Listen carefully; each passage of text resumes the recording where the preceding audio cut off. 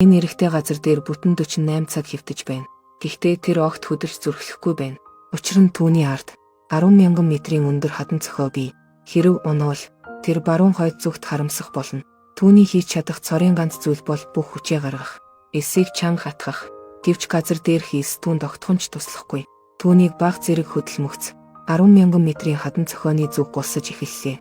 Аз болоход нүүрний үрчлээ нь түүнийг зогсоож чадлаа. Азтайгаар амнасаа аварлаа. Энэ үед утасны хонх гинэт дуугарлаа. Тэр аажуухан өөр өвчөө онгойлгож утсаа авахыг оролдлоо. Гэвч дараагийн секундэд түүний бие хурдан гулсаж эхэллээ. Энэ үед түүний бие хадан цохооны ирмэгт гацлаа. Харин хадан цохооны доор хатуу чулуу бий. Хэрв гараа тавиул тэр бут үсрэх болно. Тэр гараараа болон нүрээрээ эсийг хатгаж байна. Огтхонч суллах зүрхлэхгүй. Ийхүү 2 цаг өнгөрлөө. Энэ үед тэр дотроо тоолж эхлэв. Тэр далайн давлгаа хаданд цохих цагийг тооцоолж байв. Тэр зөвхөн энэ цагийг ашиглан доош үсрэх боломжтой гэж бодов. Өөрийгөө амьд үлдэх боломжтой гэж үзв. Хэд хэдэн хэмжилтийн дараа эр хүн өсрөн орлоо. Шууд 1000 метрийн хадан доор үсрэв. Аз болоход эцэст нь тэр аюулгүйгээр далайд үсрэв. Гэвч тэр усанд унах үедээ бэлхүүс нь харамсалтайгаар хаданд цохиуллаа. Тэр дөнгөж бослоо. Болгоомжгүйгээс болж газар унав. Тэр яаралтай утсаа гаргаж тусламжийн дуудлага хийв. Гэвч энэ үед утас нь ус орсноос болж ассангүй. Аргагүйд хурч чангаар тусламж гуйв. Удаан хашгирсан ч хинч харагдсангүй. 24 цагийн дараа эр өлсөж толгой нь мэдээ алдав. Хүмүүсийн анхааралд өртөхийн тулд тэр газар дээр тусламжийн дохио зурлаа. Гисэн хэдий ч гэвч ямар ч уул мөр гарсангүй. Энэ үед далаагаас гинэт нэгэн серпингийн самбар хөвж ирэв. Амьд үлдэх хүсэл ирмэлцэлтэй автан тэр сүүгээ уух хүчээрээ мүлхэж очив. Энэ эрэгтэй хадан дээрээс унаад 24 цаг болж байна. Түүний гар утас усанд орсноос болж асахгүй байна. Удаан хугацааныг өлсгөлөн түүний сэтгэл санаач мөн төөрөгдөлд орж эхэллээ. Энэ хүнд хэцүү мөчид далайн уснаас гинэт нэг серпингийн самбар хөвж ирлээ. Тэр үүнийг амьд үлдэх цорын ганц найдвар гэж бодлоо. Тэгээд бүх хүчээ дайчлан мүлхэж очлоо. Тэр үед гинэт нэг давлгаа хөвж ирлээ.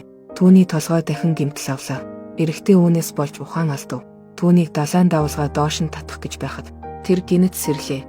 Дараа нь амь тэмцэн тэмцэж эхэллээ. Аз болоход тэр цагта цүнхээ хажуугийн том чулуун дээр үлгэж амжлаа. Далайн давлгаанд тугдсангүй. Сэрээд газарт нэг лааз байгааг олж харлаа. Лаазыг онгойлгоход дотор нь далайн ус байв.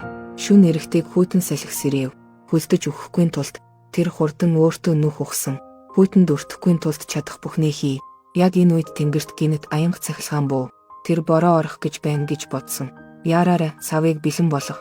Өсгөлөнгөө дарахын тулд борооны ус авахар бэлтэг. Харамсалтай юм. Тэр удаан хүлээсэн ч бороо ороогүй. Хитгэн даруухан тусал 2 дахь хүн маш их өлсөж тэсгэ байсан. Тэр эхлээд унтаж байгаа дүр үзүүлв. Шувуу ирэх хүртэл хүлээн үү. Өлсөн сэтгэлээ дарахын тулд модоор цохиж алах гэж байсан. Гэтэл тэр гинэт шувууны үдч мөргөлгүй өнгөрөв. Тэр эр хүний ёсоор чангаар хашгирав. Яг тэр үед гинэт эргэн тойронд гар утасны хонхны дуу чимээ гарав.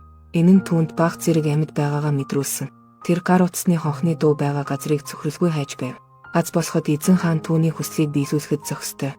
Тэрээр гар утсаа амжилттай олсон. Утсан дээр нь түүний эцэг их байсан. Энэ эрэгтэй хадан доор 48 цаг гатсан байна. Өсгөлөнгөө дарахын тулд тэр хажууд байсан жижиг шувууг харлаа. Нэг цохиход шувууны үдж онож чадсангүй. Тэр тэнгэрийг харааж байх үед гинэт ойрхон утасны хонх дуугарлаа. Энэ нь түүнд баг зэрэг найдвар төрүүлв. Тэр дууг даган хурдан мөлхөв. Үнэхээр утсаа ухаж гаргав. Харин утасны доторх эцэг их нь өөртөө ярьж байв. Үнэн дээ, энэ нь зөвхөн утсанд хадгалагдсан бичлэг байжээ. Утсан дахь гэр бүлийг хараад тэр дахин амьд гарах найдвараа асаав. Тэр серфингийн самбарыг өөртөө уяв. Дараа нь далай руу мөлхөв. Далайн давлгаа түүнийг дахин цохиж байсан ч тэр огтхон ч ухарсангүй. Учир нь тэр мэдэж байсан. Гэрт нь эцэг эхнэр нь түүнийг хүлээж байгаа.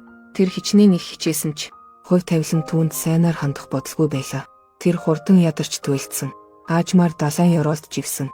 Серфингийн самбар түүнээс гулсан унсан. Амьдралын сүүлчийн мөчид тэр эхнэрээ дурсаж эхэлсэн. Энэ үед далайн гадарга дээр гинэт хар сүдэр гарч ирсэн. Дараа нь усны хувцастай хүн түүнийг далайн гадарга дээр татаж гаргасан. Эрэгтэй 48 цагийн дараа амжилттай аврагдсан. Тэр сэрхэд тэр эмнэлгийн орон дээр гарч ирсэн. Энэ үед тэр амьдралын талаар шинэ ойлголттой болсон. Эцэг ихтэйгээ маргалцсандаа өөрийгөө үзэн яддаг. Тэр жижиг зүйлээс болж эхнэрээ уурлуулсандаа харамсаж байна. Өмнө нь тэр зөвхөн өөрийгөө л боддог байсан.